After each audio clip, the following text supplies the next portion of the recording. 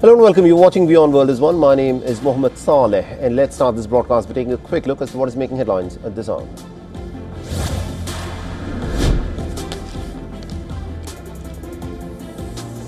Iran's Revolutionary Guards seized 2 oil tankers with their foreign crews in Gulf. Iran says that the ships were smuggling fuel, and it is not clear what flags the tankers were carrying, nor the nationalities of the crew members who are currently in Iranian custody.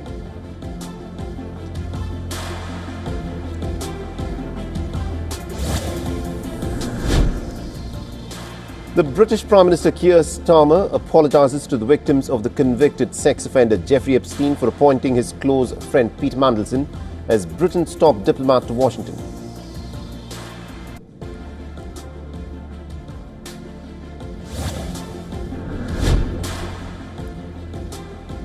And the Indian Prime Minister replies to the motion of thanks to President's address amidst opposition sloganeering in the upper house of the Parliament, says that the world is now moving towards a new order and India is marching forward to be the world's 3rd largest economy.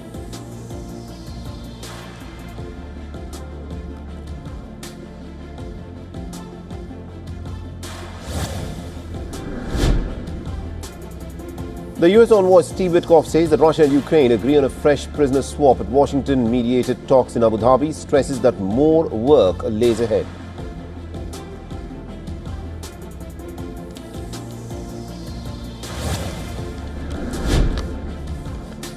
The 3 Chinese lawmakers with ties to the defense sector have been removed from their positions, this in the wake of an investigation of the nation's top general, just as Beijing is trying to modernize its military.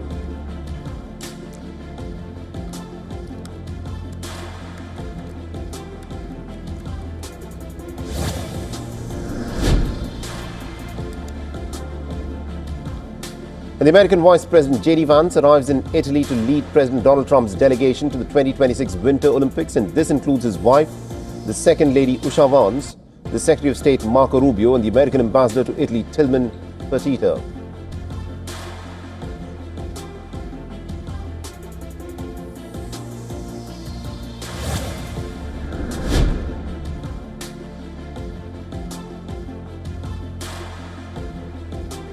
And the sell-off in the cryptos continues for a second straight day. Bitcoin trades at around 5% lower and breaks below $70,000 mark. Ethereum tracks losses in Bitcoin but holds about the $2,000 mark.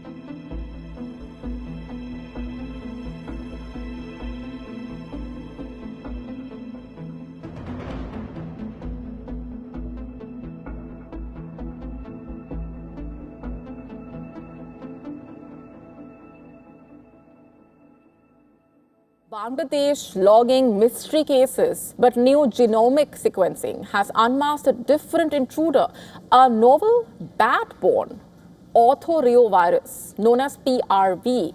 Scientists reviewing stored throat swabs from patients originally suspected of having Nipah found that 5 individuals were actually fighting this entirely different emerging threat. The initial cases in Bangladesh were found negative for Nipah virus. But when the samples were put through genetic sequencing, The scientists detected PRV, and the researchers were able to grow the virus in culture from the samples of 3 patients. All patients had recently eaten raw date palm sap, which is also a food source for fruit bats and the main route of NIV spillover from bats to human beings. This new discovery in Bangladesh proves the viral landscape is far more crowded than previously Throat thought. swabs has unlocked a new puzzle for health experts. Bangladesh logs the mystery cases mimicking Nipah, and scientists are now racing to try and decode a mystery that's been hiding in plain sight. For years, clinicians had tracked the deadly Nipah virus, but new genomic sequencing has unmasked a completely different intruder, a novel bat-borne orthoreovirus known as PRV. Scientists are reviewing the stored throat swabs from patients originally suspected of having the Nipah virus that have found 5 individuals were actively fighting this entirely different emerging strain. Now, this, of course, is a wake-up call for global health surveillance. The initial cases in Bangladesh were found negative for the Nipah virus. But when the samples were put through genetic sequencing, the scientists detected PRV. And the researchers were able to grow the virus in culture from the samples of 3 patients. All patients had recently eaten raw date palm sap, which also happens to be a food source for fruit bats and the main route for NIV. Spillover from bats to humans, and the findings have raised concerns about the hidden zoonotic threats in the region where Nipah is endemic. The discovery has come just as India has successfully declared a high-stakes victory against the Nipah outbreak. 2 cases were identified in West Bengal after the Indian health officials found 196 contacts linked to the confirmed cases. They were identified, traced, monitored and tested, with all tests for the virus to be negative. But while India's containment of Nipah virus offers a blueprint for success, this new discovery in Bangladesh proves the viral landscape is far more crowded than what was previously anticipated. Moving on for now to other updates. Alphabet's latest earnings report showing just how fast spending on artificial intelligence is accelerating across the tech industry and how high the stakes have actually become. The Google parent company saying it expects capital expenditures in 2026 to reach as high as $185 billion. And just for perspective here, that is more than double of what it spent in 2025. Most of that money will reportedly go towards building AI infrastructure, including servers, data centers, and networking equipment needed to power advanced AI models and cloud services. So the scale of Alphabet's plans standing out even among its biggest rivals, and other tech giants are also boosting investment. But Google's projected spending is now among the most aggressive. And the move also signaling that AI is no longer an experimental bet for big tech. It's a core business priority requiring massive long-term investment. And this surge in spending coming despite growing nervousness on Wall Street. Investors have become more cautious about whether AI investments will actually pay off quickly enough, especially as tech stocks have struggled in recent months. And Alphabet shares slipped in after market trading, showing that even strong earnings can be overshadowed by concerns about rising costs.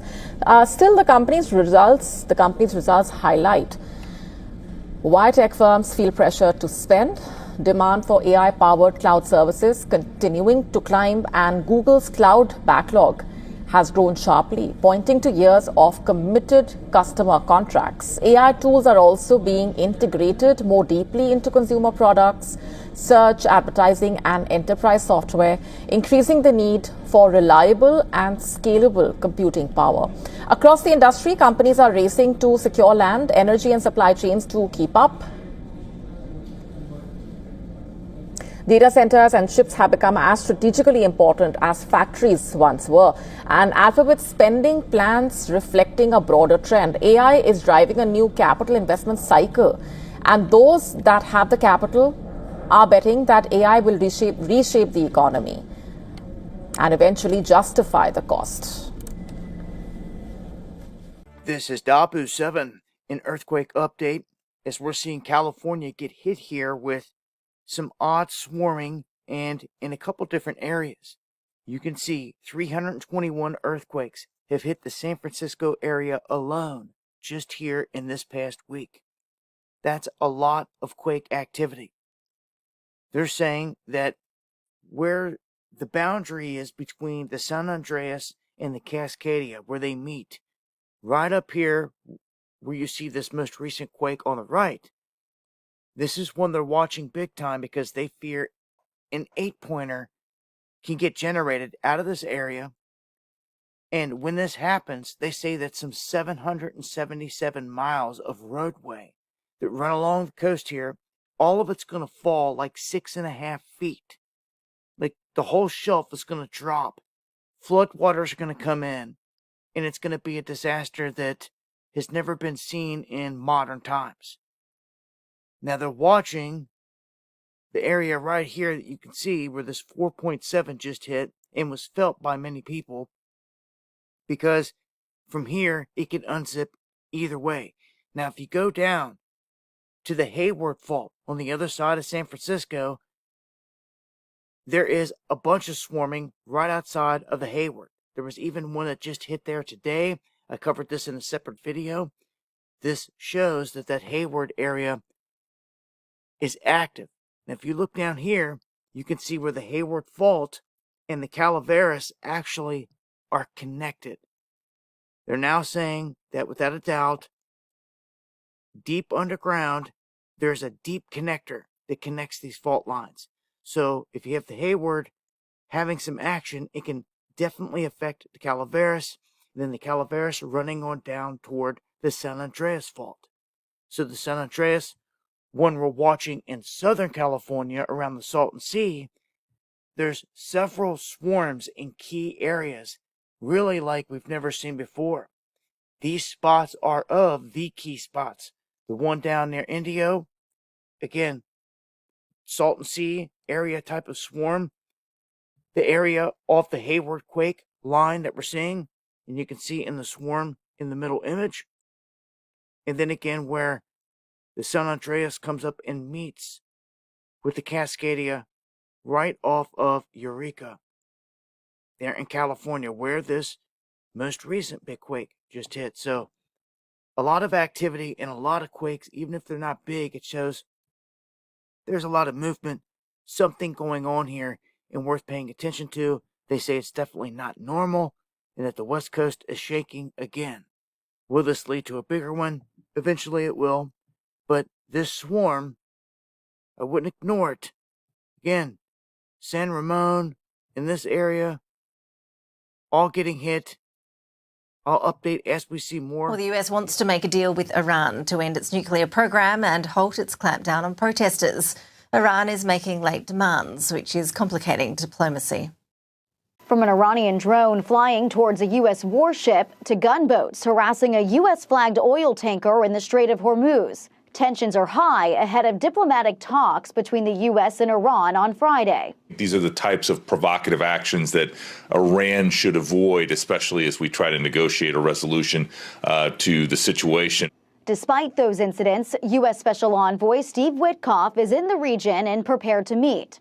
The Trump administration wants to shut down Iran's nuclear program, limit its ballistic missile development, stop its funding of regional terror groups, and end its deadly crackdown on anti-government protesters. I'm not sure you can reach a deal with these guys, but we're going to try to find out. Behind the scenes, the Iranians are making it difficult to even get to Friday's talks.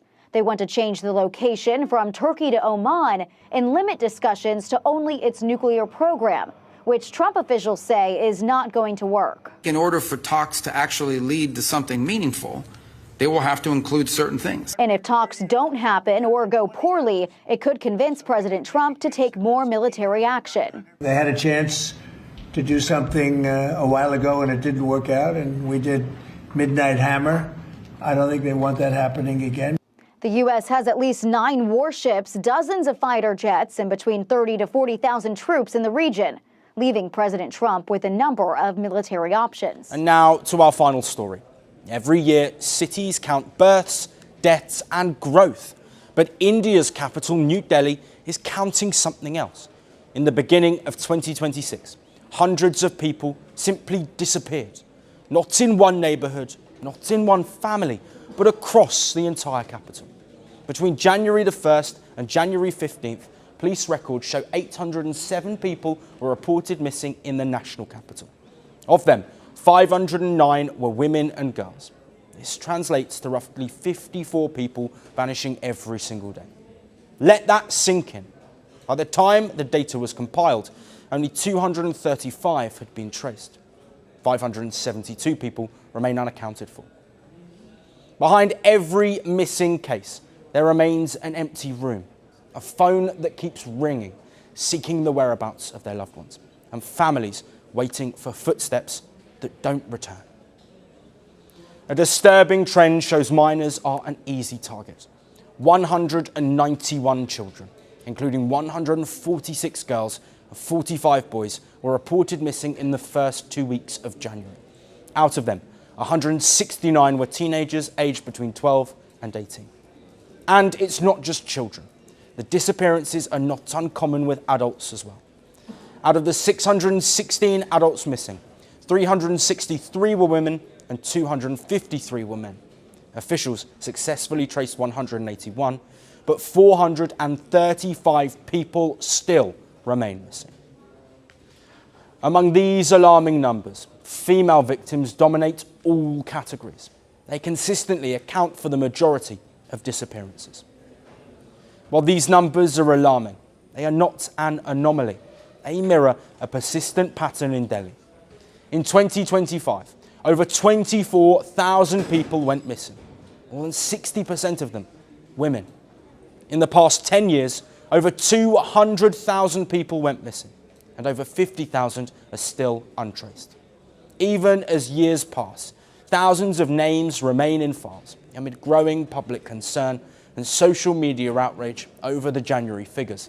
Delhi police stated that there has been no significant spike in missing person cases. They said that the 1,777 cases were reported in January this year, which is close to the monthly average of nearly 2,000. Police also said that the annual figures since 2016 have remained stable despite rapid population growth. Police say the issue is persistent, not sudden.